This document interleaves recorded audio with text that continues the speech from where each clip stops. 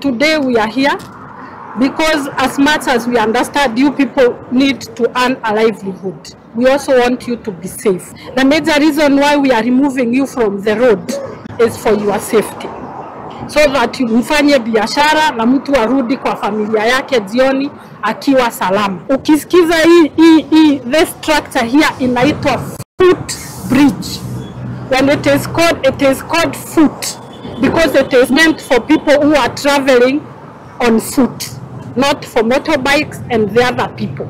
So kama vile alivyosema, watu wenye wanaoperate motorbikes pia kwa footbridge, it is illegal. Because a motorbike is considered motorized, it is supposed to be traveling on the highway, not on the footbridge. Magari yako imesimama, wewe ni mwana matatu unabeba. Wewe ukishika, usiseme county government in partnership with the national government, hatukukuja hapa na tukawapatia ilani ama onyo.